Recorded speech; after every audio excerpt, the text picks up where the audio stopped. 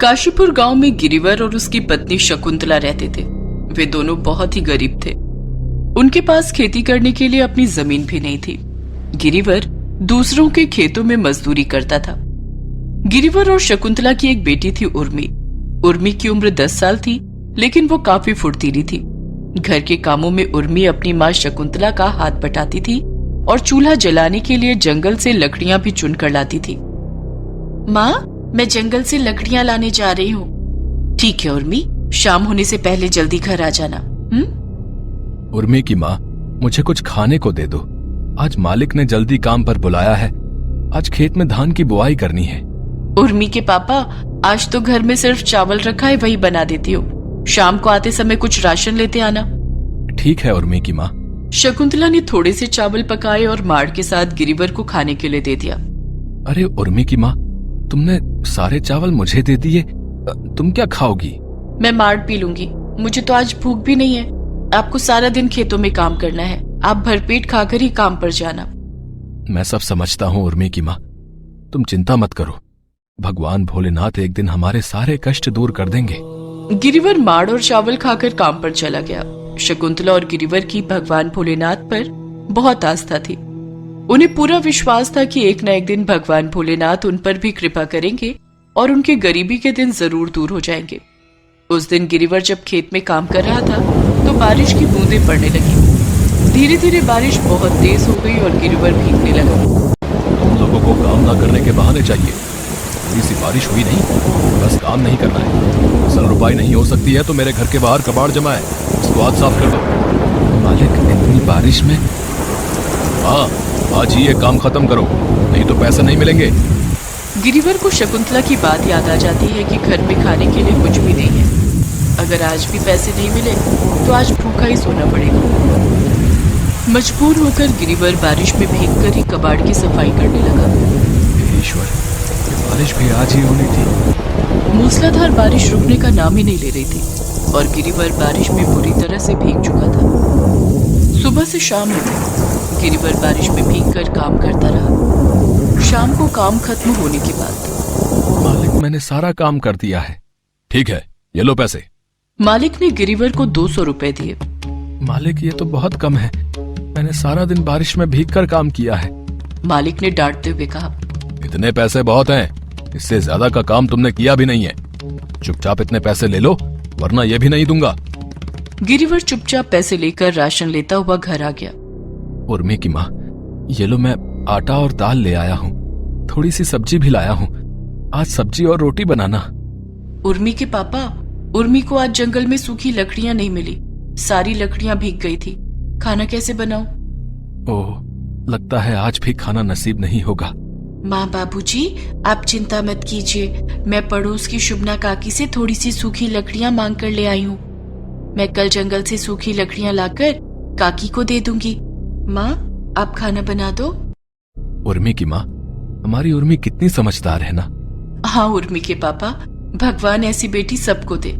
उर्मी की माँ, अब तुम जल्दी से खाना बना दो, बहुत भूख लग रही है। अभी बनाती हूँ। उस रात सबने पेट भरकर सब्जी और रोटी खाई, लेकिन बारिश में भीगने के कारण रात से ही गिरिवर की तबीयत बिगड़ने लगी। गिरिवर लगातार छींकने और खांसने लगता है और उसे बहुत तेज बुखार हो जाता है।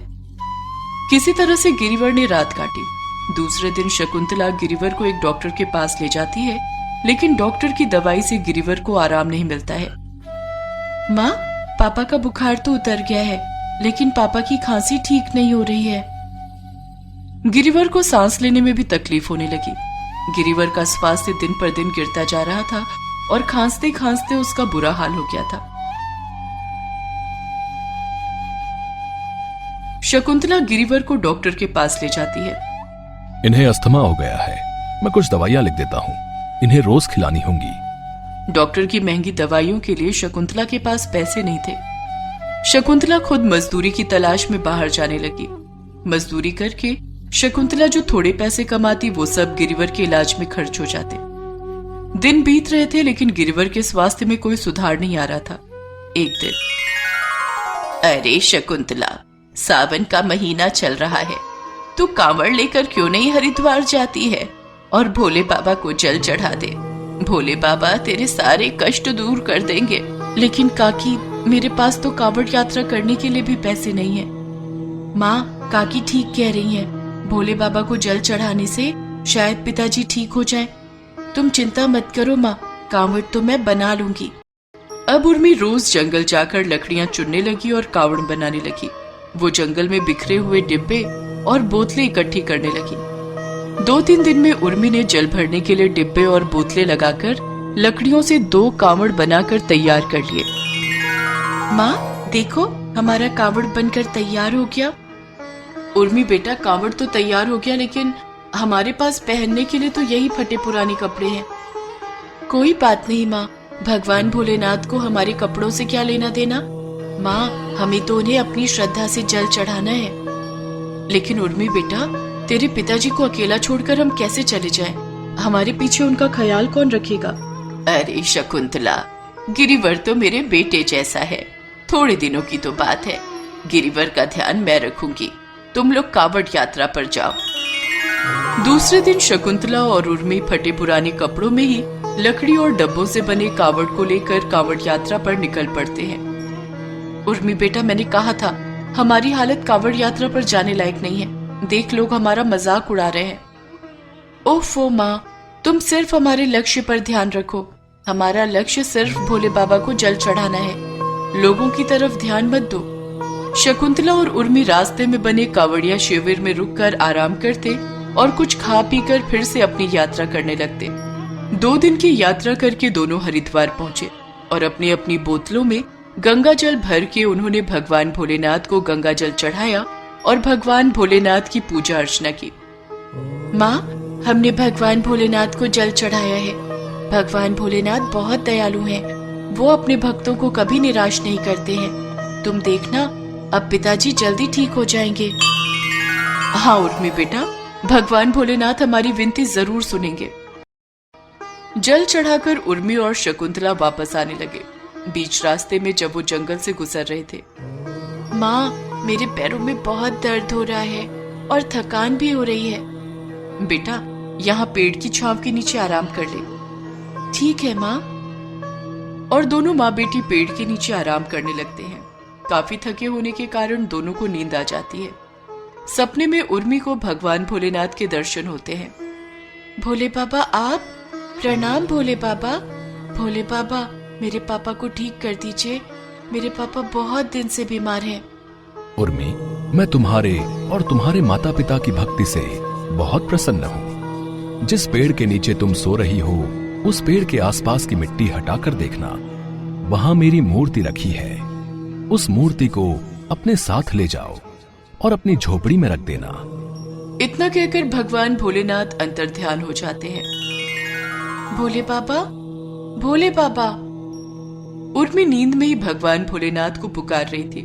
उर्मी की आवाज से शकुंतला की नींद खुल जाती है। वो उर्मी को जगाती है। उर्मी बेटा, क्या बात है? तूने कोई सपना देखा है क्या? हाँ माँ, मेरे सपने में खुद भोले बाबा आए थे। उर्मी ने शकुंतला को सपने वाली सारी बात बताई। फिर उर्मी और शकुंतला पेड़ के आसपास की मिट्टी हटाने लगी। थोड़ी मिट्टी खोदने के बाद उन्हें भगवान भोलेनाथ की छोटी सी मूर्ति दिखाई पड़ी। माँ देखो, भगवान भोलेनाथ की मूर्ति। मेरा सपना सच हो गया माँ। उर्मी और शकुंतला भगवान भोलेनाथ की मूर्ति को लेकर वापस अपने घर आ गए। उर्मी ने उस मूर्ति को अपनी झोपड़ी में रख दिया और दोनों रोज उस मूर्ति की पूजा करने लगे। मूर्ति के चमत्कार से धीरे धीरे गिरिवर बिना दवाइयों के ही ठीक होने लगा। शकुंतला को भी रोज मजदूरी मिलने लगी और अच्छे पैसे भी मिलने लगे। उर्मी की माँ, अब मेरी तबीयत ठीक हो गई है। अब तुम मजदूरी करने मत जाया करो। अब मैं मजदूरी करने जाऊंगा। ठीक है उर्मी के पापा, भगवान भोलेनाथ की कृपा से आप ठीक हो गए हैं। भोले बाबा की कृपा से आपको काम भी मिल जाएगा। दूसरे दिन गिरिवर काम की तलाश में बाहर जाता है तो गिरिवर को पता चलता है कि सरकार की तरफ से गांव में चीनी बनाने की नई फैक्ट्री लगाई गई है। गिरिवर वहां काम मांगने जाता है और उसे वहां काम मिल भी जाता है। तुम कल से काम पर आ जाना। हम लकड़ियों का सामान बनाने की फैक्ट्री भी जल्दी खोलेंगे।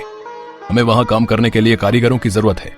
जी मालिक, मेरी पत्नी और बेटी बहुत अच्छे कारीगर हैं। मेरी बेटी ने तो अपने हाथों से लकड़ी का कावर बनाया था। अरे वाह, तुम उन दोनों को भी काम पर भेज देना। उर्मी के पापा, ये सब भगवान भोलेनाथ के आशीर्वाद से ही हो रहा है। गिरिवर, शकुंतला और उर्मी के गरीबी के दिन दूर हो गए थे। तीनों को अब काम मिल गया था और अच्छे पैसे भी मिलने लगे थे। तीनों रोज एक साथ भगवान भोलेनाथ की पूजा करते और भगवान भोलेनाथ का धन्यवाद करते।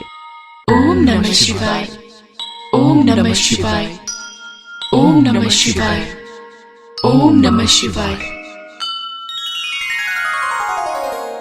काशीपुर गांव में गिरिवर और उसकी पत्नी शकुंतला रहते थे। वे दोनों बहुत ही गरीब थे। उनके पास खेती करने के लिए अपनी जमीन भी नहीं थी। गिरिवर दूसरों के खेतों में मजदूरी करता था। गिरिवर और शकुंतला की एक बेटी थी, उर्मी। उर्मी की उम्र 10 साल थी, लेकिन वो काफी फुर्तीली थी। घर के कामों में उर्मी अपनी माँ शकुंतला का हाथ बटाती थी और चूल्हा जलाने के लिए जंगल से लकड़ियां भी चुनकर लाती थी।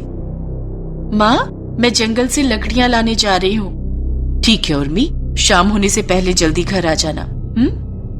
उर्मी की माँ, मुझे कुछ खाने को दे दो। आज मालिक ने जल्दी काम पर बुलाया है। आज खेत में धान की बुआई करनी है। उर्मी के पापा, आज तो घर में सिर्फ चावल रखा है, वही बना देती हूँ। शाम को आते समय कुछ राशन लेते आना। ठीक है उर्मी की माँ। शकुंतला ने थोड़े से चावल पकाए और माड़ के साथ गिरिवर को खाने के लिए दे दिया। अरे उर्मी की माँ, तुमने सारे चावल मुझे दे दिए। तुम क्या खाओगी? मैं माड़ पी लूंगी। मुझे तो आज भूख भी नहीं है। आपको सारा दिन खेतों में काम करना है। आप भरपेट खाकर ही काम पर जाना। मैं सब समझता हूँ उर्मी की माँ, तुम चिंता मत करो। भगवान भोलेनाथ एक दिन हमारे सारे कष्ट दूर कर देंगे। गिरिवर माड़ और चावल खाकर काम पर चला गया। शकुंतला और गिरिवर की भगवान भोलेनाथ पर बहुत आस्था थी। उन्हें पूरा विश्वास था कि एक न एक दिन भगवान भोलेनाथ उन पर भी कृपा करेंगे और उनके गरीबी के दिन जरूर दूर हो जाएंगे।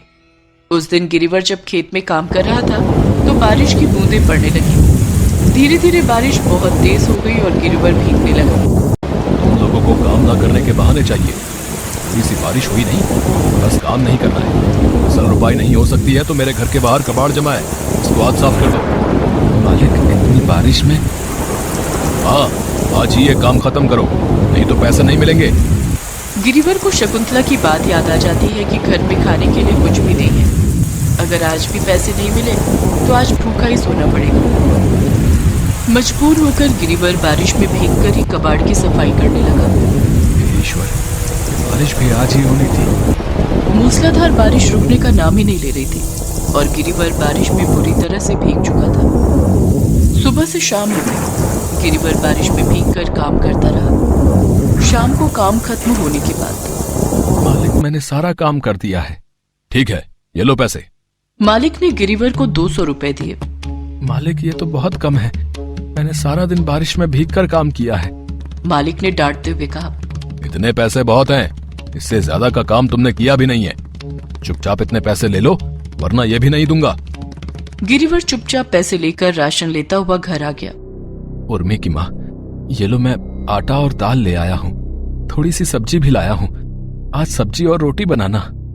उर्मी के पापा, उर्मी को आज जंगल में सूखी लकड़ियां नहीं मिली। सारी लकड़ियां भीग गई थी। खाना कैसे बनाऊं? ओह, लगता है आज भी खाना नसीब नहीं होगा। माँ, बाबूजी, आप चिंता मत कीजिए। मैं पड़ोस की शुभना काकी से थोड़ी सी सूखी लकड़ियां मांग कर ले आई हूँ। मैं कल जंगल से सूखी लकड़ियां लाकर काकी को दे दूंगी। माँ, आप खाना बना दो। उर्मी की माँ, हमारी उर्मी कितनी समझदार है ना। हाँ उर्मी के पापा, भगवान ऐसी बेटी सबको दे। उर्मी की माँ, अब तुम जल्दी से खाना बना दो, बहुत भूख लग रही है। अभी बनाती हूँ। उस रात सबने पेट भरकर सब्जी और रोटी खाई, लेकिन बारिश में भीगने के कारण रात से ही गिरिवर की तबीयत बिगड़ने लगी। गिरिवर लगातार छींकने और खांसने लगता है और उसे बहुत तेज बुखार हो जाता है। किसी तरह से गिरिवर ने रात काटी। दूसरे दिन शकुंतला गिरिवर को एक डॉक्टर के पास ले जाती है, लेकिन डॉक्टर की दवाई से गिरिवर को आराम नहीं मिलता है। माँ, पापा का बुखार तो उतर गया है, लेकिन पापा की खांसी ठीक नहीं हो रही है। गिरिवर को सांस लेने में भी तकलीफ होने लगी। गिरिवर का स्वास्थ्य दिन पर दिन गिरता जा रहा था और खांसते खांसते उसका बुरा हाल हो गया था। शकुंतला गिरिवर को डॉक्टर के पास ले जाती है। इन्हें अस्थमा हो गया है, मैं कुछ दवाइयां लिख देता हूँ, इन्हें रोज खिलानी होंगी। डॉक्टर की महंगी दवाइयों के लिए शकुंतला के पास पैसे नहीं थे। शकुंतला खुद मजदूरी की तलाश में बाहर जाने लगी। मजदूरी करके शकुंतला जो थोड़े पैसे कमाती वो सब गिरिवर के इलाज में खर्च हो जाते। दिन बीत रहे थे लेकिन गिरिवर के स्वास्थ्य में कोई सुधार नहीं आ रहा था। एक दिन, अरे शकुंतला, सावन का महीना चल रहा है, तू कांवड़ लेकर क्यों नहीं हरिद्वार जाती है और भोले बाबा को जल चढ़ा दे। भोले बाबा तेरे सारे कष्ट दूर कर देंगे। लेकिन काकी, मेरे पास तो कांवड़ यात्रा करने के लिए भी पैसे नहीं है। माँ, काकी ठीक कह रही हैं, भोले बाबा को जल चढ़ाने से शायद पिताजी ठीक हो जाएं। तुम चिंता मत करो माँ, कांवड़ तो मैं बना लूंगी। अब उर्मी रोज जंगल जाकर लकड़ियां चुनने लगी और कांवड़ बनाने लगी। वो जंगल में बिखरे हुए डिब्बे और बोतलें इकट्ठी करने लगी। 2-3 दिन में उर्मी ने जल भरने के लिए डिब्बे और बोतलें लगाकर लकड़ियों से 2 कांवड़ बनाकर तैयार कर लिए। माँ देखो, हमारा कांवड़ बनकर तैयार हो गया। उर्मी बेटा, कांवड़ तो तैयार हो गया, लेकिन हमारे पास पहनने के लिए तो यही फटे पुराने कपड़े हैं। कोई बात नहीं माँ, भगवान भोलेनाथ को हमारे कपड़ों से क्या लेना देना। माँ, हमें तो उन्हें अपनी श्रद्धा से जल चढ़ाना है। लेकिन उर्मी बेटा, तेरे पिताजी को अकेला छोड़कर हम कैसे चले जाएं? हमारे पीछे उनका ख्याल कौन रखेगा? अरे शकुंतला, गिरिवर तो मेरे बेटे जैसा है, थोड़े दिनों की तो बात है। गिरिवर का ध्यान मैं रखूंगी, तुम लोग कांवड़ यात्रा पर जाओ। दूसरे दिन शकुंतला और उर्मी फटे पुराने कपड़ों में ही लकड़ी और डब्बों से बने कांवड़ को लेकर कांवड़ यात्रा पर निकल पड़ते हैं। उर्मी बेटा, मैंने कहा था हमारी हालत कांवड़ यात्रा पर जाने लायक नहीं है। देख, लोग हमारा मजाक उड़ा रहे हैं। ओफो माँ, तुम सिर्फ हमारे लक्ष्य पर ध्यान रखो। हमारा लक्ष्य सिर्फ भोले बाबा को जल चढ़ाना है, लोगों की तरफ ध्यान मत दो। शकुंतला और उर्मी रास्ते में बने कांवड़िया शिविर में रुककर आराम करते और कुछ खा पीकर फिर से अपनी यात्रा करने लगते। 2 दिन की यात्रा करके दोनों हरिद्वार पहुंचे और अपनी अपनी बोतलों में गंगा जल भर के उन्होंने भगवान भोलेनाथ को गंगा जल चढ़ाया और भगवान भोलेनाथ की पूजा अर्चना की। माँ, हमने भगवान भोलेनाथ को जल चढ़ाया है। भगवान भोलेनाथ बहुत दयालु हैं, वो अपने भक्तों को कभी निराश नहीं करते हैं। तुम देखना, अब पिताजी जल्दी ठीक हो जाएंगे। हाँ उर्मी बेटा, भगवान भोलेनाथ हमारी विनती जरूर सुनेंगे। जल चढ़ाकर उर्मी और शकुंतला वापस आने लगे। बीच रास्ते में जब वो जंगल से गुजर रहे थे, माँ, मेरे पैरों में बहुत दर्द हो रहा है और थकान भी हो रही है। बेटा, यहाँ पेड़ की छांव के नीचे आराम कर ले। ठीक है माँ। और दोनों माँ बेटी पेड़ के नीचे आराम करने लगते हैं। काफी थके होने के कारण दोनों को नींद आ जाती है। सपने में उर्मी को भगवान भोलेनाथ के दर्शन होते हैं। भोले बाबा आप, प्रणाम भोले बाबा।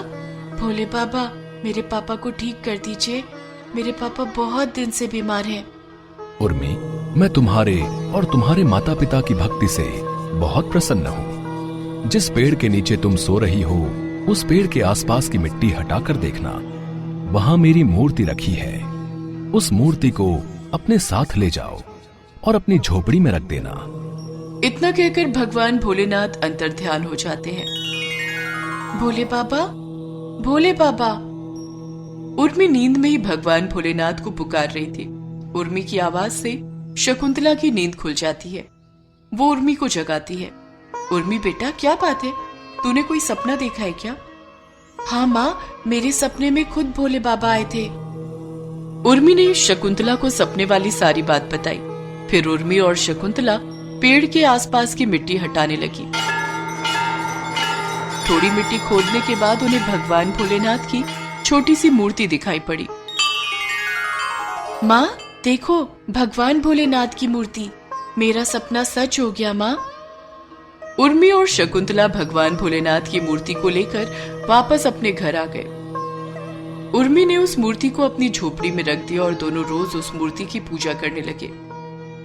मूर्ति के चमत्कार से धीरे धीरे गिरिवर बिना दवाइयों के ही ठीक होने लगा। शकुंतला को भी रोज मजदूरी मिलने लगी और अच्छे पैसे भी मिलने लगे। उर्मी की माँ, अब मेरी तबीयत ठीक हो गई है। अब तुम मजदूरी करने मत जाया करो। अब मैं मजदूरी करने जाऊंगा। ठीक है उर्मी के पापा, भगवान भोलेनाथ की कृपा से आप ठीक हो गए हैं। भोले बाबा की कृपा से आपको काम भी मिल जाएगा। दूसरे दिन गिरिवर काम की तलाश में बाहर जाता है तो गिरिवर को पता चलता है कि सरकार की तरफ से गांव में चीनी बनाने की नई फैक्ट्री लगाई गई है। गिरिवर वहां काम मांगने जाता है और उसे वहां काम मिल भी जाता है। तुम कल से काम पर आ जाना, हम लकड़ियों का सामान बनाने की फैक्ट्री भी जल्दी खोलेंगे। हमें वहां काम करने के लिए कारीगरों की जरूरत है। जी मालिक, मेरी पत्नी और बेटी बहुत अच्छे कारीगर हैं। मेरी बेटी ने तो अपने हाथों से लकड़ी का कावर बनाया था। अरे वाह, तुम उन दोनों को भी काम पर भेज देना। उर्मी के पापा, ये सब भगवान भोलेनाथ के आशीर्वाद से ही हो रहा है। गिरिवर, शकुंतला और उर्मी के गरीबी के दिन दूर हो गए थे। तीनों को अब काम मिल गया था और अच्छे पैसे भी मिलने लगे थे। तीनों रोज एक साथ भगवान भोलेनाथ की पूजा करते और भगवान भोलेनाथ का धन्यवाद करते। ओम नमः शिवाय, ओम नमः शिवाय, ओम नमः शिवाय, ओम नमः शिवाय। एक गांव में गौरी और देविका नाम की सास बहू रहती थी। गौरी का पति मयंक रोजी रोजगार के लिए शहर चला जाता है, जिसके बाद घर में सास और बहू रह जाती हैं। सोमवार का दिन था। गौरी सुबह सुबह स्नान करके भगवान भोलेनाथ के मंदिर जाने की तैयारी कर रही थी। गौरी बहू, सुबह सुबह कहाँ जा रही है? माँ जी, आज सोमवार है। आप तो जानती ही हैं कि मैं हर सोमवार को भगवान भोलेनाथ के मंदिर जाकर उनको जल अर्पित करती हूँ और व्रत करती हूँ। मैं वहीं जा रही हूँ। ये सब काम ना करने के बहाने हैं। तुझे पता नहीं है क्या सोमवार को मंदिर में कितनी भीड़ होती है? तुझे मंदिर से लौटने में देरी होती है। पहले मुझे चाय और नाश्ता बना कर दे, फिर मंदिर चली जाना। गौरी को मंदिर जाने में देरी हो रही थी, लेकिन सास की बात मानना उसने अपना पहला कर्तव्य समझा और पूजा की थाली रखकर रसोई में चली गई। गौरी मनी मन भगवान भोलेनाथ से माफी मांगते हुए कहती है, हे भोलेनाथ, मुझे माफ कर देना। मैं जानती हूँ कि आप मेरा इंतजार कर रहे होंगे। मैं माँ जी को चाय और नाश्ता देकर जल्दी ही मंदिर आती हूँ। गौरी रसोई में सास देविका के लिए चाय और नाश्ता बनाने लगती है, जिसके बाद वो देविका को चाय नाश्ता देकर मंदिर चली जाती है। जब वो मंदिर पहुंचती है तो मंदिर में काफी भीड़ थी। मुझे मंदिर पहुंचने में देरी हो गई, जिस कारण भक्तों की भीड़ बढ़ गई है। कोई बात नहीं, मैं थोड़ा इंतजार कर लूंगी। ऐसा सोचकर वो भीड़ कम होने का इंतजार करने लगती है, लेकिन भीड़ बढ़ती ही जा रही थी। इंतजार करते करते गौरी को काफी वक्त लग जाता है। भीड़ कम होने के बाद गौरी मंदिर जाकर भगवान भोलेनाथ को जल और दूध अर्पित करती है और उनकी पूजा करती है। ओम जय शिव ओंकारा, स्वामी जय शिव ओंकारा, ब्रह्मा विष्णु सदा शिव, अर्धांगी धारा, ओम जय शिव ओंकारा। पूजा करने के बाद जब गौरी घर लौटती है तो देविका उससे कहती है, बहू, पूजा करने में इतनी देर लगती है क्या? घर का सारा काम पड़ा है, ये सब कौन करेगा? आप चिंता मत कीजिए माँ जी, मैं अभी घर का सारा काम कर दूंगी। गौरी ने सोमवार का व्रत रखा था, लेकिन फिर भी वो घर के सारे काम करती है, जिसके बाद दिन में देविका के लिए खाना भी बनाती है। सास को खाना खिलाकर वो भगवान शिव की भक्ति में लीन हो जाती है। इसी तरह गौरी हर सोमवार को भगवान भोलेनाथ के मंदिर जाकर उनकी पूजा करती और व्रत करती। एक बार की बात है, महाशिवरात्रि का त्योहार आ रहा था। गौरी ने अपनी सास से कहा, माँ जी, कल महाशिवरात्रि का त्योहार है। मैं सुबह मंदिर जाऊंगी और पूरे दिन व्रत पर रहूंगी। देविका गौरी के पूजा पाठ करने से बहुत चिढ़ती थी। उसे लगता था कि गौरी ज्यादा धार्मिक होने का दिखावा करती है। उसने मनी मन ठान लिया कि वो गौरी को कल मंदिर नहीं जाने देगी। दूसरे दिन सुबह जब गौरी मंदिर जाने के लिए तैयार हुई तो देविका ने उससे कहा, बहू, ना जाने क्यों मेरी तबीयत बहुत खराब लग रही है। मेरा मन बहुत घबरा रहा है। माँ जी, आपको क्या हो गया है? तभी देविका अचानक बेहोश होने का नाटक करती है। वो जमीन पर गिर जाती है। माँ जी, उठिए माँ जी। गौरी के हाथ में पूजा की थाली थी, जिसमें एक लोटे में जल था, जो वो भगवान भोलेनाथ को चढ़ाने के लिए मंदिर ले जा रही थी। गौरी ने उसे लोटे का जल देविका के चेहरे पर छिड़का, जिसके बाद देविका को होश आ जाता है। चलिए माँ जी, मैं आपको आपके कमरे में पहुंचा देती हूँ। गौरी देविका को उसके कमरे में ले जाती है और बिस्तर पर लिटा देती है। माँ जी, मैं डॉक्टर को बुला कर लाती हूँ। नहीं बहू, डॉक्टर को मत बुला, बस तू मेरे पास बैठ, मुझे छोड़कर कहीं मत जा। ठीक है माँ जी, मैं आपको छोड़कर कहीं नहीं जाऊंगी। देविका बहाना बनाकर गौरी को मंदिर जाने से रोक लेती है, लेकिन गौरी महाशिवरात्रि का व्रत करती है और मन ही मन भगवान भोलेनाथ से कहती है, हे भोलेनाथ, मैं आपके मंदिर नहीं आ सकी, मुझे माफ कर दीजिए। कहते हैं ना कि माता पिता धरती के भगवान होते हैं, इसीलिए मैं अपनी माँ समान सासू माँ को बीमार हालत में अकेला छोड़कर आपके पास नहीं आ सकती। आप मेरी पूजा स्वीकार करें प्रभु। गौरी के मन की बात कैलाश पर्वत पर बैठे भगवान भोलेनाथ और माता पार्वती सुन लेते हैं। भोलेनाथ, गौरी को उसकी सास ने छल से मंदिर जाने से रोक दिया है। क्या आपको नहीं लगता कि आपको गौरी की मदद करनी चाहिए? देवी पार्वती, गौरी ने मन से मेरी पूजा कर ली है। जो भी भक्त मन से मुझे याद करता है, मैं उसकी प्रार्थना सुन लेता हूँ और स्वीकार भी कर लेता हूँ। लेकिन गौरी मंदिर नहीं जा सकी, इसलिए वो दुखी है। ऐसे में भगवान को भक्त के पास जाना चाहिए। देवी पार्वती, आप ठीक कह रही हैं। चलिए हम दोनों गौरी के घर चलते हैं। भगवान भोलेनाथ और माता पार्वती एक गरीब पति पत्नी का रूप लेकर गौरी के घर जाते हैं। वहां पहुंचकर उन्होंने आवाज लगाई, घर में कोई है? हमें मदद की आवश्यकता है। माँ जी, शायद कोई बाहर आया, मैं देख कर आती हूँ। ऐसा कहकर गौरी घर से बाहर आती है। वो देखती है कि एक गरीब व्यक्ति उसके घर के बाहर बैठा है और एक स्त्री मदद के लिए गुहार लगा रही है। हम मुसाफिर हैं, मेरे पति के पैर में चोट लग गई है, ये चल नहीं पा रहे हैं। क्या हम दोनों थोड़ी देर के लिए आपके घर में विश्राम कर सकते हैं? हाँ हाँ, जरूर कर सकते हैं। आइए, मेरे घर में आपका स्वागत है। गौरी दोनों को अपने घर के अंदर ले जाती है और बैठक खाने में बिठाती है। तभी देविका वहां आ जाती है। ये दोनों कौन है? माँ जी, ये दोनों मुसाफिर हैं, इनके पैर में चोट लगी है, थोड़ी देर हमारे घर में विश्राम करके चले जाएंगे। मैं इनके लिए खाने का प्रबंध करती हूँ। नहीं बहू, ना जाने कौन है, कहीं चोर उचक्के तो नहीं, ऐसे अनजान लोगों को घर में मत बुलाए कर। माँ जी, घर में आया अतिथि तो भगवान का रूप होता है, और आज तो महाशिवरात्रि का त्योहार है। अतिथि का अपमान करने से भगवान भोलेनाथ नाराज हो जाएंगे। इन्हें थोड़ी देर यहाँ आराम करने दीजिए, फिर ये दोनों चले जाएंगे। नहीं बहू, इन्हें अभी घर से बाहर निकाल, और इन्हें कुछ खिलाने की जरूरत नहीं है। गौरी दुखी मन से दोनों से हाथ जोड़कर माफी मांगते हुए कहती है, आप दोनों मुझे माफ कर दीजिए, मैं आप दोनों की मदद नहीं कर पाऊंगी। हाँ, लेकिन यहाँ से थोड़ी दूर पर भगवान भोलेनाथ का मंदिर है, आप वहां जाकर आराम कर सकते हैं। आज वहां भंडारा भी हो रहा है, आप दोनों को वहां भोजन भी मिल जाएगा। ठीक है बेटी, हम दोनों वहीं चले जाते हैं। ऐसा कहकर दोनों वहां से उठकर जाने लगते हैं। भगवान भोलेनाथ के पैरों में चोट लगी हुई थी। रुकिए, क्या हुआ बेटी? मैं आपके पैरों में दवा लगाकर पट्टी कर देती हूँ, इससे आपको आराम मिलेगा। ठीक है बेटी। गौरी भगवान भोलेनाथ के पैरों में दवा लगाकर पट्टी कर देती है। तभी देविका वहां आती है। गौरी, मेरे मना करने के बाद भी तू इस गरीब की मदद कर रही है। ऐसा कहकर देविका भगवान भोलेनाथ को पैर से मारती है और मारकर भगाने लगती है। माँ जी, ये आप क्या कर रही है? माँ जी, ऐसा मत कीजिए। गौरी रोने लगती है। हे भोलेनाथ, मेरी माँ जी को क्षमा कर देना। देविका की ऐसी हरकत से भगवान भोलेनाथ और माता पार्वती वहां से चले जाते हैं, लेकिन उनकी एक गठरी वहां छूट जाती है।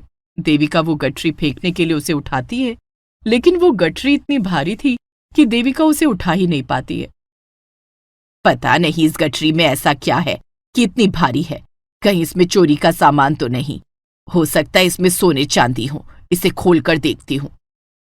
देविका गठरी को खोलकर देखती है तो उसमें एक बड़ा सा शिवलिंग होता है, जिसमें कई सारे सांप लिपटे होते हैं। सांपों को देखकर देविका वहां से भागने लगती है। सांप, सांप, बचाओ बचाओ, कोई मुझे बचाओ। देविका की आवाज सुनकर गौरी वहां आती है। जब गौरी ये सब देखती है तो वहां हाथ जोड़कर खड़ी हो जाती है। मैं समझ गई, वे दोनों गरीब दंपति कोई और नहीं, स्वयं भगवान भोलेनाथ और माता पार्वती थे, जिनका मेरे घर में अपमान हुआ है। शिवलिंग पर लिपटे सारे सांप देविका की तरफ बढ़ने लगते हैं। देविका गौरी के पीछे जाकर छिप जाती है। ऐसा करते ही सांप वहीं रुक जाते हैं। सांपों को गौरी की तरफ ना बढ़ता हुआ देखकर देविका हैरान हो जाती है। गौरी सांपों से कहती है, मैं जानती हूं कि आप लोग क्यों नाराज हैं। मैं आप लोगों से हाथ जोड़कर विनती करती हूँ कि मेरी माँ जी को क्षमा कर दीजिए। वे नहीं जानती कि इन्होंने किनका अपमान किया है। गौरी के ऐसा कहते ही वे सारे सांप वापस उसी गठरी में चले जाते हैं। तब जाकर देविका की जान में जान आती है। गौरी बहू, ये सब क्या है? माँ जी, वे दोनों गरीब दंपति माता पार्वती और भगवान भोलेनाथ थे जो शिवरात्रि के दिन हमारे घर आए थे। गौरी बहू, मैं नहीं मानती ये। वे दोनों जरूर सपेरे होंगे। अगर वे दोनों सच में भगवान भोलेनाथ और माता पार्वती होते तो तुझे कोई ना कोई उपहार जरूर देकर जाते। तू तो उनकी बहुत बड़ी भक्त है। माँ जी, भगवान भोलेनाथ और माता पार्वती स्वयं मेरे घर आए। इससे बड़ा उपहार मेरे लिए और कुछ नहीं है। मैं आज मंदिर नहीं जा सकी, इसलिए वे खुद यहाँ आ गए। साथ में शिवलिंग भी लाए हैं ताकि मैं उनकी पूजा कर सकूं। ऐसा कहकर गौरी गठरी में से शिवलिंग निकालने लगती है तो देखती है कि वहां शिवलिंग तो है, लेकिन सारे सांप गायब हो चुके हैं और वहां पर ताजे फूल, फल और बेलपत्र रखे हुए थे। सारे सांप कहाँ गए? ये तो बड़ी अजीब बात है। देविका को भी लगता है कि यह कोई चमत्कार है, वरना सांप अचानक से फूल, फल और बेलपत्र में कैसे बदल सकते हैं। देविका के मन में भगवान भोलेनाथ और माता पार्वती के लिए श्रद्धा और आस्था पैदा हो जाती है। गौरी शिवलिंग को बाहर निकालकर पूजा स्थान पर रख देती है और फूल, फल, बेलपत्र चढ़ाकर उनकी पूजा करती है। देविका भी गौरी के साथ शिवलिंग की पूजा करती है। हे भगवान भोलेनाथ, हो सके तो मुझे क्षमा कर देना। पूजा करने के बाद देविका गौरी से कहती है, गौरी बहू, मैंने आज तेरी भक्ति की शक्ति को मान लिया। मैंने छल से तुझे मंदिर जाने से रोक दिया तो भगवान खुद चलकर तेरे पास आ गए। धन्य है तू और धन्य है भोलेनाथ। आज से मैं भी भोलेनाथ की रोज पूजा किया करूंगी। जय भोलेनाथ। जादुई त्रिशूल। कहते हैं कि भक्ति में बहुत शक्ति होती है। जो भगवान की शरण में चला जाता है उसके सारे पाप धुल जाते हैं। इसी बात से जुड़ी ये कहानी है। रामू नाम का एक आदमी जो कि एक चोर था। अरे वाह, कितने प्यारे जूते हैं। आसपास कोई है तो नहीं? रामू ने यहां वहां देखा और फौरन जूते उठाकर वहां से भाग खड़ा हुआ। बाद में उसने वही चुराए हुए जूते किसी और को ये कहकर बेच दिए कि उसे पैसों की जरूरत है, इसीलिए वो अपने नए जूते बेच रहा है। जूते बेचकर जो पैसे मिले उससे रामू ने पहले तो भरपेट खाना खाया और फिर एक नई चोरी की तलाश में निकल पड़ा। रामू एक टूटी फूटी झोपड़ी में अकेला ही रहता था। उसका कोई अपना नहीं था। उसकी जिंदगी ऐसे ही कट रही थी। फिर एक दिन जब एक शिव मंदिर के बाहर रामू बैठा हुआ था, तभी एक कार वहां पहुंची। अरे बाप रे, इतनी बड़ी गाड़ी। लगता है कोई मालदार पार्टी है। उस चमकती गाड़ी से सेठ हीरालाल निकले। वो बहुत ही दयालु और धार्मिक थे। हीरालाल के साथ उनका पोता सर्वेश भी गाड़ी से उतरा। वो अपने पोते का हाथ पकड़कर मंदिर की सीढ़ियां चढ़ने लगे। क्योंकि कार के पास ड्राइवर खड़ा था, इसलिए रामू कार के अंदर से तो कोई चोरी कर नहीं सकता था। तो कुछ सोचकर वो सेठ हीरालाल के पीछे पीछे चल दिया। उसका इरादा सेठ हीरालाल की जेब काटने का था। ये पहली बार था जब रामू मंदिर के अंदर आया था। इससे पहले वो हमेशा मंदिर के बाहर से ही चप्पलें या जूते चुराकर भाग जाया करता था। उधर हीरालाल मंदिर के अंदर भगवान शिव के सामने हाथ जोड़कर खड़े थे। हे शंभू, आज मेरे पोते सर्वेश का रिजल्ट आना है। अगर ये अच्छे नंबरों से पास हो गया तो डॉक्टर बन जाएगा और मेरा सपना सच हो जाएगा। मेरा सपना सच कर दो प्रभु। मैं आपको आज ही इस त्रिशूल की जगह चांदी का त्रिशूल चढ़ाऊंगा। हीरालाल की बात सुनते ही रामू का मुंह खुल गया। हैं? चांदी का त्रिशूल? हे भगवान, इस बुढ़ो की मन्नत पूरी कर दो ना। ये आपको चांदी का त्रिशूल चढ़ाएगा और आप तो भगवान हो। उस त्रिशूल का क्या करोगे? वो त्रिशूल मैं चुराऊंगा। ऐसा हो गया तब तो कई दिनों की कड़की खत्म हो जाएगी। मौज करूंगा प्रभु। भगवान शिव सब देख और सुन रहे थे। रामू को लगा कि वो चांदी का त्रिशूल चुराएगा और उसे बेचकर उसे खूब सारे पैसे मिल जाएंगे। पर शंभू भी तैयार थे। हीरालाल अपनी मन्नत मांगकर मंदिर से चले गए। लेकिन रामू शाम तक वहीं उनके वापस लौटने के इंतजार में बैठा रहा। शाम से रात होने को आई। अब तो मंदिर में सिवाय रामू के कोई ना बचा। वो उदास होकर जाने ही वाला था कि तभी एक गाड़ी की लाइट देखकर वो मंदिर के खंभे के पीछे छुप गया। हर हर महादेव, जय भोलेनाथ। कमाल हो गया प्रभु, कमाल हो गया। मेरा सर्वेश अव्वल आया है। अब ये डॉक्टरी की पढ़ाई करेगा और कुछ साल बाद डॉक्टर बन जाएगा। प्रभु, आपने मेरी मुराद पूरी कर दी, तो मैं आपको चांदी का ये त्रिशूल चढ़ाने आया हूं। इसे स्वीकार करो प्रभु। हीरालाल ने पुराना त्रिशूल हटाकर भगवान शिव की प्रतिमा के हाथों में चांदी का त्रिशूल पकड़ा दिया। उस चांदी के त्रिशूल को देखकर रामू की आंखें चौंधिया गईं। हीरालाल और सर्वेश फिर भगवान भोले को प्रसाद चढ़ाकर वहां से चले गए। उनके जाते ही, कमाल हो गया भोले, कमाल हो गया। हे शंभू, आपका बहुत बहुत शुक्रिया। आपने मेरे लिए उस बुढ़ऊ की मुराद पूरी कर दी। अब आप तो महाकाल हैं, भगवान हैं। आपको इस चांदी के त्रिशूल की क्या जरूरत? और ये काफी भारी भी लग रहा है, तो आप इसे पकड़े पकड़े थक भी तो जाएंगे ना। लाइए लाइए, मैं आपका काम हल्का कर देता हूं। लालची रामू ने भगवान शिव के हाथों से त्रिशूल निकालकर उनके हाथों में वही पुराना लोहे वाला त्रिशूल थमा दिया।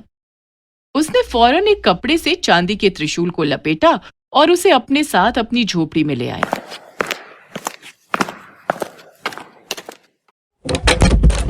उसने दरवाजा बंद किया और उस त्रिशूल को कपड़े से निकालकर बहुत देर तक निहारता रहा। फिर चैन की नींद सो गया। फिर उसने सपने में देखा कि वो त्रिशूल किसी सुनार को उसने बहुत अच्छे दाम पर बेच दिया है और उसके बदले उसे खूब सारे पैसे भी मिल गए हैं। वो सोते सोते ही मुस्कुराने लगा। रामू के सोते ही शंभू भगवान ने अपनी लीला दिखाई और वो त्रिशूल अपने आप हवा में उड़ने लगा और वापस उसी मंदिर में पहुंच गया जहां से रामू ने उसे चुराया था। फिर अगली सुबह, अरे साला, मैं तो साहब बन गया। अरे अब मेरी सारी परेशानियां दूर हो जाएंगी। कहाँ है मेरी लॉटरी? त्रिशूल कहाँ गया? यहीं तो रखा था। कहाँ है? रामू पागलों की तरह उस त्रिशूल को ढूंढने लगा। उसने अपनी झोपड़ी का एक एक कोना खंगाल डाला, पर उसे त्रिशूल कहीं नहीं मिला। अरे, चोर के घर चोरी। अबे, कौन ले गया मेरा त्रिशूल? रामू ने देखा कि उसका दरवाजा अभी भी अंदर से बंद है। वो इस बात से हैरान था कि जब दरवाजा अंदर से बंद था तो त्रिशूल कौन और कहां से लेकर गया। उसे लगा कि कहीं उसने ये सब सपने में तो नहीं देख लिया। उसने रात होने का इंतजार किया और वो फिर से शिव मंदिर में गया।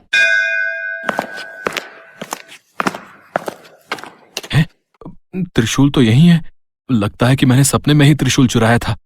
मगर अब हाँ, मैं सच में इसे चुराऊंगा और अपने साथ लेकर जाऊंगा। रात के अंधेरे में रामू ने फिर से त्रिशूल चुराया और उसे अपने साथ ले गया। दरवाजे को अच्छे से बंद किया और त्रिशूल को अपनी बाहों में पकड़कर सो गया।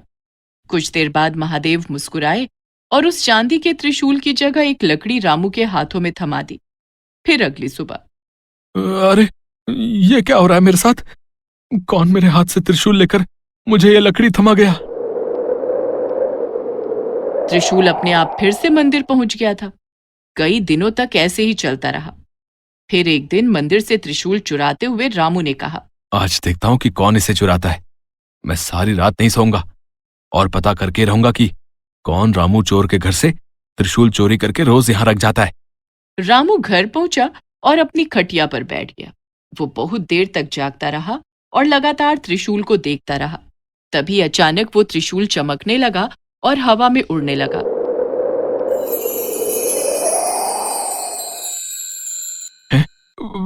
ये कैसा चमत्कार है? ये त्रिशूल अपने आप हवा में कैसे उड़ रहा है? अरे, कहीं मैं सपना तो नहीं देख रहा हूं? रामू ने अपने गाल पर जोर का एक तमाचा मारा, लेकिन वो सो नहीं रहा था। ये सब कुछ सच में हो रहा था। रामू ने उस उड़ते हुए त्रिशूल को पकड़ लिया, लेकिन तभी त्रिशूल ने रामू की जोर से पिटाई करनी शुरू कर दी। रामू त्रिशूल से बचने के लिए यहां से वहां भागा, लेकिन त्रिशूल ने उसका पीछा नहीं छोड़ा। थक हार कर और मार खा खा कर रामू रोने लगा। शंभू, ये कैसी लीला है आपकी? मुझसे गलती हो गई, मुझे माफ कर दो। इतना तो आज तक पुलिस ने भी नहीं मारा मुझे क्षमा कर दो प्रभु। रामू ने उस जादुई त्रिशूल के सामने हाथ जोड़ लिए।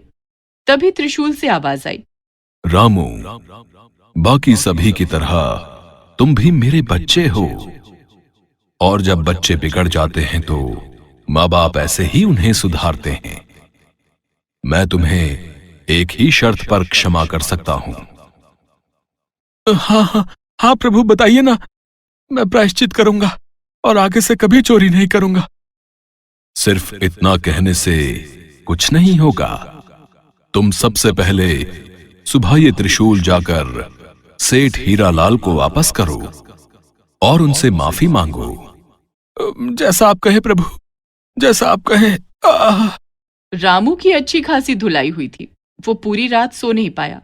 अगले दिन वो सुबह सेठ हीरालाल का पता पूछते पूछते उनकी कोठी पर पहुंच गया और उनसे मिलकर सारी घटना सुना दी। सेठ हीरालाल ने उस त्रिशूल को नमन किया और कहा, तुम्हें तुम्हारे कर्मों की सजा मिल गई रामू। जाओ, अब जाकर मेहनत करो और ईमानदारी का पैसा कमाओ। पर मुझ जैसे चोर को कोई काम नहीं देगा। अब मैं कहां जाऊंगा, क्या करूंगा? शंभू की लीला बड़ी निराली है। मैं उनके लिए अपने गांव में एक बड़ा मंदिर बनवा रहा हूं। और देखो, कल रात ही शंकर भगवान मेरे सपने में आए थे। उन्होंने मुझे वो सब बताया जो तुम्हारे साथ हुआ। साथ ही उन्होंने मुझसे ये भी कहा कि मैं तुम्हारी मदद करूं। जाओ, तुम उस मंदिर की देखभाल करो।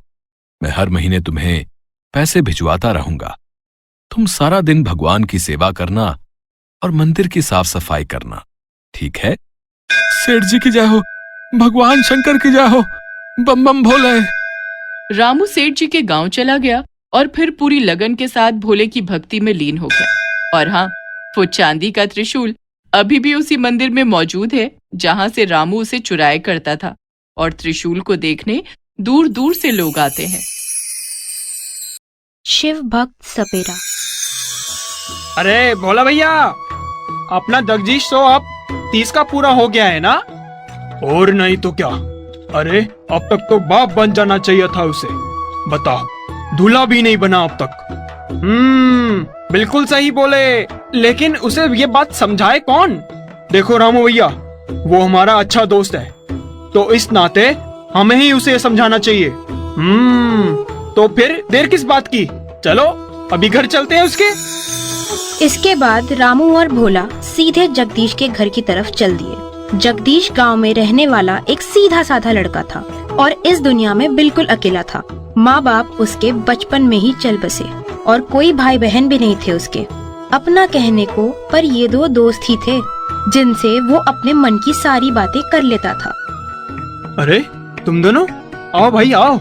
आज बड़े दिनों बाद याद आई मेरी। याद तो रोज आती है भैया, बस तुम ही नहीं बुलाते हो अपने घर। क्या बात करते हो भैया? तुम दोनों को कब से न्योता देने की जरूरत पड़ गई? जब चाहे आ जाओ। अरे ऐसे कैसे भाई, हम बीवी बच्चों वाले हैं। तो क्या भोला भैया? तो ऐसा है कि अब तुम्हें भी शादी कर लेनी चाहिए। कब तक ऐसे ही कुंवारे बैठे रहोगे? अरे भाई, हमें भी तो मन करता है ना अपनी भाभी के हाथों का दावत खाने का। हाँ भैया हाँ, फिलहाल तो शादी करने का कोई इरादा नहीं है मेरा। और रही बात दावत की, तो बताओ क्या खाने का मन है? मैं खुद बनाऊंगा तुम्हारे लिए। अरे ये क्या बात हुई जगदीश? देख, ये मजाक की बात नहीं है। 30 की उम्र के बाद वैसे ही लड़कियां मुश्किल से मिलती है और तू अब भी रुकने की मूड में है। अरे ऐसा भी क्या, तू शादी क्यों नहीं करना चाहता? साफ साफ बता हमें। तो सुनो, बात ऐसी है कि मैं अपना सारा जीवन भगवान शिव की भक्ति में बिताना चाहता हूँ। शादी करके गृहस्थी बसा ली तो मैं अपने मार्ग से भटक जाऊंगा। लो भाई, हो गया बेड़ा गर्क। मैं कहता था ना रामू कि इसका ये सांपों से लगाव किसी दिन बड़ा भारी पड़ेगा। सारा दिन नाग नागनियों के साथ रहता है, इसलिए ये सब फालतू की बातें कर रहा है। एक बात बता भाई, तुझे क्या लगता है कि जिन जिन लोगों ने शादी कर रखी है, अपना परिवार अच्छे से पाल रहे हैं, वो क्या भगवान शिव के भक्त नहीं है? मैंने तो ऐसा नहीं कहा, लेकिन अगर मैं शादी ना करूं तो उससे कौन सी ये दुनिया रुक जाएगी? और फिर ये भी तो सोचो कि अगर मैं शादी करके किसी भली लड़की को अपने घर ले भी आया तो वो भला इतने सारे सांपों के साथ कैसे रह पाएगी? रामू और भोला के लाख समझाने पर भी जगदीश शादी के लिए तैयार नहीं होता और आखिर में वो दोनों हार मानकर वहाँ से चले जाते हैं। दरअसल जगदीश बचपन से ही भगवान शिव का परम भक्त था। इसके अलावा उसे बचपन से ही नाग नागिनों से बड़ा लगाव था। उसने अपनी छोटी सी झोपड़ी में कई सारे नाग नागिन पाल रखे थे, जिनका वो बहुत अच्छे से ख्याल रखता था। यही वजह थी कि गांव के ज्यादातर लोग उससे डरते थे और उससे दूर ही रहते थे। सिर्फ भोला और रामू ही उसके अच्छे दोस्त थे, लेकिन अब वो भी उससे कटने लगे थे। लेकिन जगदीश अब भी अकेला नहीं था। वो सारा दिन भगवान शिव की भक्ति में लीन रहता और अपने नाग नागिनों के साथ समय बिताता। धीरे धीरे जगदीश को पूरा गांव एक सपेरा मानने लगा। हालांकि ज्यादातर लोग उससे ढोंगी ही मानते थे, इसलिए जगदीश से अब किसी को कोई लेना देना नहीं था। फिर एक दिन, अरे मालती बहन, क्या बात है? भैया, सरपंच जी के बेटे को एक काले नाग ने काट लिया है। अस्पताल के डॉक्टरों ने तो जवाब दे दिया है, लड़का नीला पड़ गया है बिल्कुल। तुम कुछ कर सकते हो क्या? अरे रुको रुको, मैं बस अभी आया। जगदीश फौरन अपनी झोपड़ी के अंदर गया और अपने साथ कुछ जड़ी बूटियां लेकर सीधा सरपंच के घर जा पहुंचा, जहां सरपंच के आदमियों ने उसे घर के बाहर ही रोक लिया। देखो भाई, मुझे एक कोशिश कर लेने दो। उस बच्चे के पास वक्त बहुत कम है। जगदीश की बात जैसे ही सरपंच ने सुनी तो उसने फौरन जगदीश को अंदर बुलाया और फिर, अरे अरे अरे जगदीश, तुम क्या सच में कुछ कर सकते हो? सब कुछ करने वाले तो भोले भंडारी है सरपंच जी। मैं तो बस उनका सेवक हूँ। मुझसे जो बन पड़ेगा मैं वो करूँगा। आप ऐसा कीजिए, इस बूटी को थोड़े से पानी में उबाल कर ले आइए। वैसे तो जगदीश को पूरे गांव में कोई पसंद नहीं करता था, लेकिन फिलहाल सरपंच के सामने कोई उम्मीद नहीं थी, तो उसने बिल्कुल वैसा ही किया जैसा जगदीश उसे कहता गया। और फिर, ओम नमः शिवाय, ओम नमः शिवाय, ओम नमः शिवाय।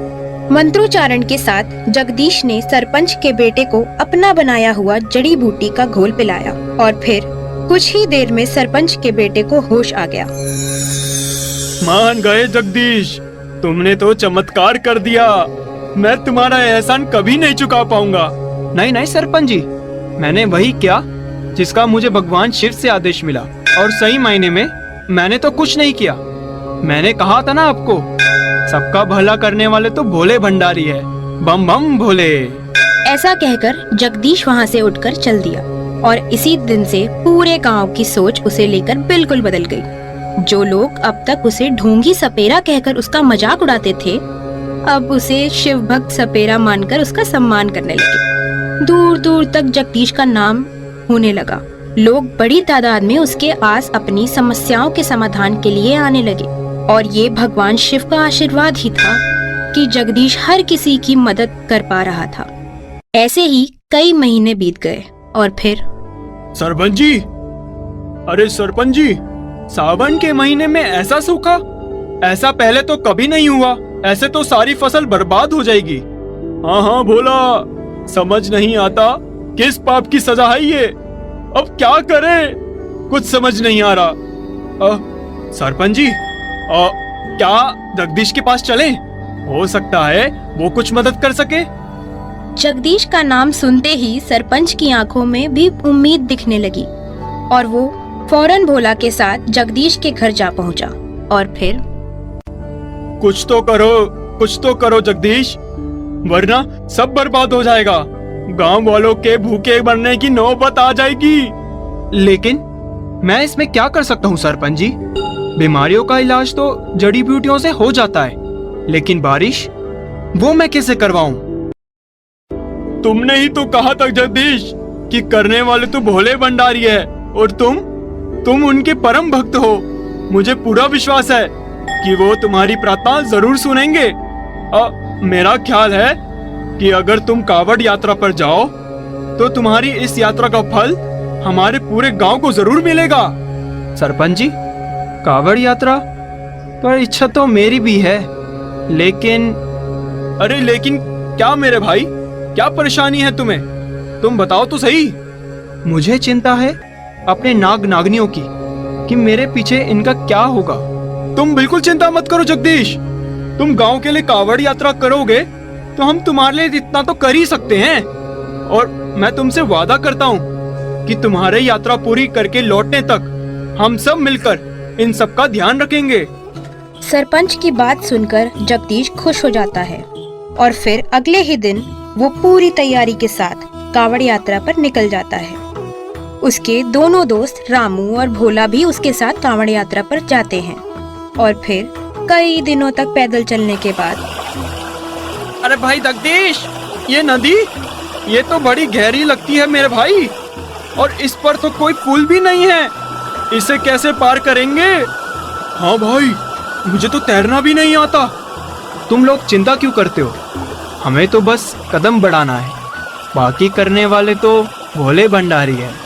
इतना कहकर जगदीश आंख बंद करके शिव जी का ध्यान करता है और फिर नदी में पैर रखता है। ये चमत्कार ही था कि जगदीश पानी पर चल पा रहा था और ये देखकर रामू और भोला को अपनी आंखों पर विश्वास नहीं हो रहा था। वो भी जगदीश के पीछे पीछे चल दिए और कुछ ही देर में तीनों ने उस नदी को पार कर लिया। तीनों कांवड़ लेकर आगे बढ़ते रहे। फिर एक दिन की यात्रा के बाद उनके रास्ते में एक बहुत ही घना जंगल पड़ा और ठीक उसी वक्त जंगल के ऊपर काले घने बादल छा गए। चारों तरफ अंधेरा हो गया और रामू और भोला डर से कांपने लगे। अरे जगदीश भाई, लगता है भगवान शिव ने हमारी मुराद पूरी कर दी। देखो ना, कितने काले बादल हैं। जरूर गांव में भी बरसात होने वाली होगी। मुझे लगता है हमें यहीं से वापस लौट जाना चाहिए। हाँ, भोला सही कह रहा है। बादल कितनी जोर से कड़क रहे हैं यहाँ। तुम लोगों को वापस जाना है तो चले जाओ, लेकिन मैं अपनी कांवड़ यात्रा पूरी करके ही लौटूंगा। इतना कहकर जगदीश आगे बढ़ जाता है, लेकिन रामू और भोला डर के मारे वहीं से अपने गांव वापस लौट जाते हैं। गांव पहुंचकर उन्हें धक्का लगता है, क्योंकि गांव में तो बारिश का नामो निशान ही नहीं था। ये देखकर उन्हें बहुत पछतावा होता है और अब जगदीश ही पूरे गांव की इकलौती उम्मीद था, जो हर बाधा को पार करता हुआ अपने मन में भगवान शिव का ध्यान करता हुआ लगातार आगे बढ़ता रहा। और फिर आखिरकार कई दिनों तक हर कष्ट सहते हुए जगदीश ने कांवड़ यात्रा पूरी की। हरिद्वार पहुंचकर जगदीश ने पूरे विधि विधान के साथ भगवान शिव की पूजा की और फिर उसी रात जब वो हरिद्वार के घाट पर सो रहा था, तब साक्षात भगवान शिव उसके सपने में आए। उठो जगदीश, मैं तुम्हारी प्रार्थना से प्रसन्न हूँ। मांगो, क्या वरदान चाहते हो? आपके दर्शन हो गए प्रभु, मेरा जीवन सार्थक हो गया। अब मेरी बस एक ही इच्छा है कि आप अपनी कृपा मेरे गांव पर भी बरसाएं। सावन के महीने में मेरा गांव सूखा पड़ा है प्रभु, घोर संकट छाया है। पुत्र, तुम्हारी कांवड़ यात्रा सफल हुई, जिसके फल स्वरूप मैं तुम्हारे गांव की समृद्धि का वरदान तुम्हें देता हूँ। किंतु इससे अलग मेरी भी तुमसे एक अभिलाषा है। तुम मेरे परम भक्त हो, ये मुझे ज्ञात है, किंतु मेरी भक्ति के लिए तुम्हें आज जीवन ब्रह्मचर्य का पालन करने की आवश्यकता नहीं है। जाओ, गृहस्थ जीवन आरंभ करो और इसी तरह सबका भला करते रहो। मैं सदैव तुम्हारे साथ हूँ। इसके साथ ही जगदीश की नींद खुल जाती है। अब वो अच्छे से जानता था कि उसे आगे क्या करना है। वो तुरंत ही अपने गांव की ओर चल पड़ा, जहां उसका नया जीवन सावन की पहली बारिश के साथ उसका इंतजार कर रहा था। एक बार की बात है, भगवान गणेश और कार्तिकेय को अपने पिता भगवान भोलेनाथ से मिलने के लिए कांवड़ यात्रा करनी पड़ी। आखिर ऐसा क्यों हुआ और दोनों ने अपनी कांवड़ यात्रा कैसे पूरी की, जानने के लिए देखते हैं भगवान गणेश और कार्तिकेय की कांवड़ यात्रा। कैलाश पर्वत पर भगवान गणेश और कार्तिकेय दोनों बातें कर रहे थे। पिताश्री मुझसे अत्यधिक प्रेम करते हैं। मैं जब चाहूं उनकी गोद में बैठकर सारे संसार का सुख पा सकता हूं। नहीं, पिताजी मुझसे अधिक प्रेम करते हैं, तभी तो उन्होंने मुझे गणों का राजा बनाया है। दोनों में इस बात की होड़ लग गई। क्यों ना हम पिताश्री के पास जाकर उनसे ही पूछ लें कि वो किससे अत्यधिक प्रेम करते हैं। ठीक है, चलिए पिताश्री के पास चलते हैं। दोनों चलकर भगवान भोलेनाथ के निवास स्थान पर आए। पिताश्री तो यहाँ है ही नहीं। पिताश्री कहाँ चले गए? क्या बात है कार्तिकेय, गणेश, तुम दोनों क्यों व्याकुल हो रहे हो? माता, हम दोनों एक दुविधा में हैं। कैसी दुविधा? कृपया हमें बताएं कि पिताश्री हम दोनों में से किसे अत्यधिक प्रेम करते हैं। ये कैसी बात कर रहे हो? तुम दोनों उनके पुत्र हो। वे तुम दोनों से एक समान प्रेम करते हैं। नहीं माता, पिताश्री मुझसे अत्यधिक प्रेम करते हैं। माता, मुझे लगता है कि पिताश्री मुझसे अत्यधिक प्रेम करते हैं। अब आप ही बताएं कि पिताश्री किससे अत्यधिक प्रेम करते हैं। इस बात का जवाब तो भगवान भोलेनाथ ही दे सकते हैं। इसीलिए तो हम उनसे मिलने आए हैं। लेकिन पिताश्री हैं कहाँ? इस समय भोलेनाथ से मिलने के लिए तुम दोनों को धरती पर जाना होगा। भगवान भोलेनाथ वहीं निवास कर रहे हैं। लेकिन माता, पिताश्री धरती पर क्या कर रहे हैं? पुत्र कार्तिकेय, श्रावण मास शुरू हो गया है। ये महीना भगवान भोलेनाथ को अति प्रिय है। पूरे श्रावण मास तक भगवान भोलेनाथ धरती पर निवास करते हैं।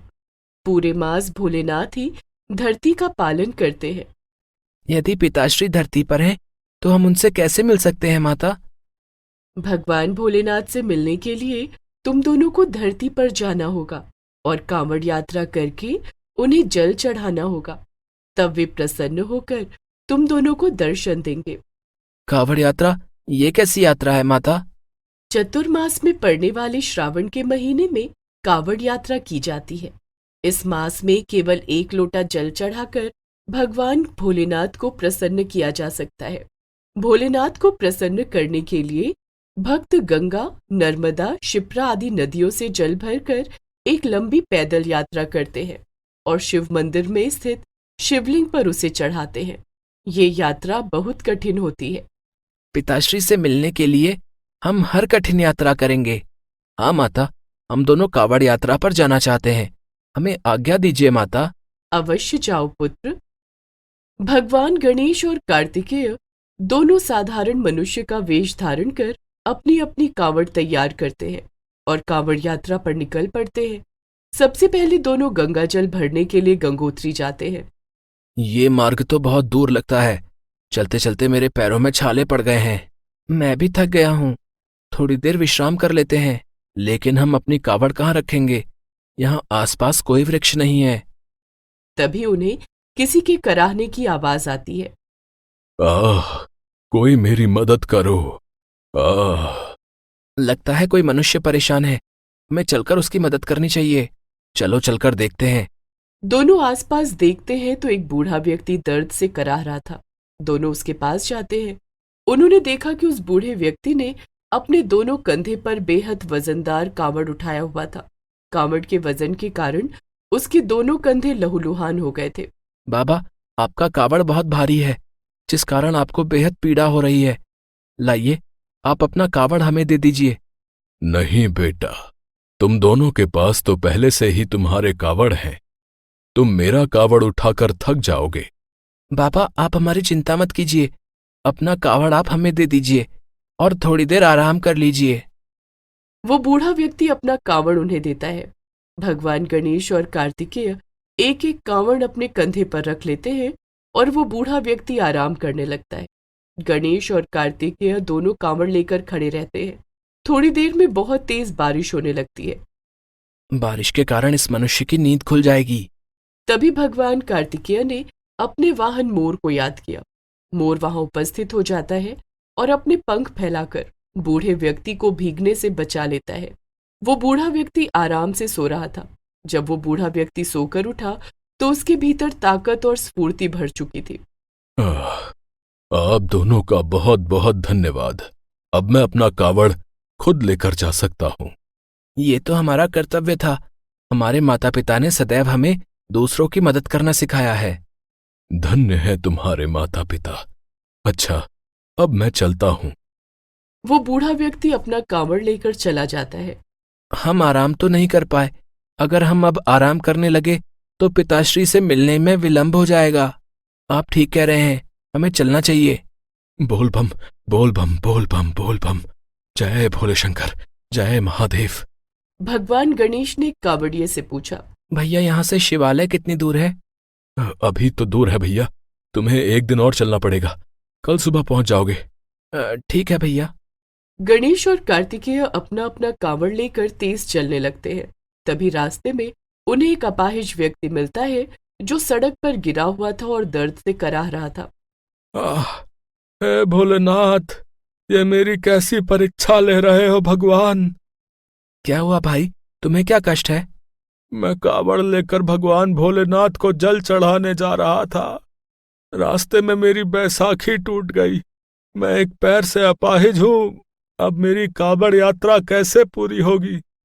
कावड़ यात्रा इतनी भी आवश्यक नहीं है, क्यों परेशान होते हो? चलो, हम तुम्हें तुम्हारे घर छोड़ देते हैं। नहीं, बिना भोलेनाथ को जल चढ़ाए मैं वापस नहीं जाऊंगा। मैं यहीं अपना जीवन समाप्त कर लूंगा। ऐसा कहकर वह अपाहिज व्यक्ति मदद के लिए भगवान भोलेनाथ को पुकारने लगता है। हे भोलेनाथ, मेरी मदद करो। कार्तिकेय, ये व्यक्ति पिताश्री का बहुत बड़ा भक्त लगता है, तभी ये पिताश्री को जल चढ़ाने का हठ कर रहा है। हाँ, हमें इसकी मदद करनी चाहिए। तब कार्तिकेय ने उस अपाहिज व्यक्ति से कहा, हे कावड़िए, आपकी कावड़ यात्रा पूरी करने में हम आपकी मदद करेंगे। आप दोनों का बहुत बहुत धन्यवाद। भगवान भोलेनाथ आपकी रक्षा करे। कार्तिकेय उस अपाहिज व्यक्ति को अपने कंधे पर उठा लेते हैं और चलने लगते हैं। उनके एक कंधे पर उनका कांवड़ और दूसरे कंधे पर वो अपाहिज व्यक्ति था। भाई कार्तिकेय, आप थक गए होंगे, लाइए इन्हें मैं अपने कंधे पर उठा लेता हूँ। ऐसा कहकर गणेश उस अपाहिज व्यक्ति को अपने कंधे पर उठा लेते हैं और चलने लगते हैं। इस तरह दोनों भाई बारी बारी से उस अपाहिज व्यक्ति को अपने अपने कंधों पर उठाकर चलते हैं और दूसरे दिन तीनों शिवालय पहुंच जाते हैं। रास्ते में उन्होंने अपने अपने लोटे का एक बूंद गंगा जल भी छलकने नहीं दिया। मंदिर पहुंचकर जैसे ही उन्होंने उस अपाहिज व्यक्ति को अपने कंधे से उतारा, अपाहिज व्यक्ति बोलने लगा, मैं ठीक हो गया, मैं चल सकता हूँ। अरे मेरा पैर ठीक हो गया। अरे। वह व्यक्ति खुशी के मारे दौड़ता हुआ मंदिर के अंदर चला गया और कहीं गायब हो गया। वो व्यक्ति कहाँ गया? पता नहीं, वो कहीं गायब हो गया है। दोनों हैरान होकर मंदिर की सीढ़ियों के पास खड़े थे। तभी उनके कानों में आवाज आई, पानी, पानी, कोई तो पानी पिला दो। गणेश और कार्तिकेय ने देखा कि मंदिर की सीढ़ियों के पास एक कोढ़ी लेटा हुआ था। उसके कोढ़ से मवाद बह रहा था। उसके घाव पर मक्खियां भिनभिना रही थी। वो प्यास से तड़प रहा था। कोढ़ी ने उससे कहा, बेटा पानी पिला दो। मैं बहुत देर से सबसे पानी मांग रहा हूँ, लेकिन किसी ने मुझे पानी नहीं पिलाया। अब लगता है प्यास से मेरी जान चली जाएगी। उस कोढ़ी की याचना सुनकर गणेश ने कहा, ये कोढ़ी तो बहुत प्यासा है, मैं इसे पानी पिला देना चाहिए। लेकिन हमारे पास तो सिर्फ गंगा जल है जो हम पिताश्री को चढ़ाने के लिए लाए हैं। अगर हम गंगा जल इसे पिला देंगे तो पिताश्री को क्या चढ़ाएंगे? अगर हम उन्हें गंगा जल नहीं चढ़ाएंगे तो वे प्रसन्न होकर हमें दर्शन नहीं देंगे। लेकिन हमारे पास जल होते हुए भी हमारे सामने एक बीमार और लाचार व्यक्ति की मृत्यु हो जाए, इससे पिताश्री नाराज नहीं होंगे क्या? ठीक है, हम एक लोटे का जल इसे पिला देते हैं, दूसरे लोटे का जल पिताश्री को चढ़ा देंगे। ठीक है। वे दोनों उस कोढ़ी को गंगा जल पिलाने लगे। कार्तिकेय ने अपने लोटे का गंगा जल उसे पिला दिया, लेकिन कोढ़ी की प्यास नहीं बुझी। वह और जल मांगने लगा। थोड़ा और जल पिला दो बेटा, मैंने बहुत दिनों से जल नहीं पिया।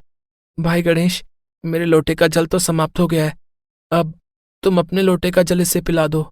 ठीक है। भगवान गणेश भी अपने लोटे का जल उस कोढ़ी को पिला देते हैं। इस तरह सारा जल समाप्त हो जाता है। अब हम पिताश्री का जलाभिषेक कैसे करेंगे? जल तो समाप्त हो गया है। गणेश और कार्तिकेय परेशान हो रहे थे। तभी उन्होंने देखा कि वो कोढ़ी बिल्कुल ठीक हो जाता है। घोर आश्चर्य, ये कोढ़ी बिल्कुल ठीक कैसे हो गया? मैं तो तुम दोनों की परीक्षा ले रहा था पुत्र। आप कौन हैं? पिताश्री आप? हाँ पुत्र, वो कोढ़ी मैं ही था, वो अपाहिज भी मैं ही था, और वो बुजुर्ग व्यक्ति भी मैं ही था। तुम दोनों की कावड़ यात्रा के दौरान मैं सदा तुम दोनों के साथ था और तुम दोनों की परीक्षा ले रहा था। तुम दोनों ने दीन दुखियारों की मदद करके मुझे प्रसन्न कर लिया है। तुम दोनों की कावड़ यात्रा सफल हुई। तुम दोनों परीक्षा में उत्तीर्ण हुए। मैं तुम दोनों से एक समान प्रेम करता हूं। ये सुनकर गणेश और कार्तिकेय भगवान भोलेनाथ को प्रणाम करते हैं। भगवान भोलेनाथ उन्हें गले से लगा लेते हैं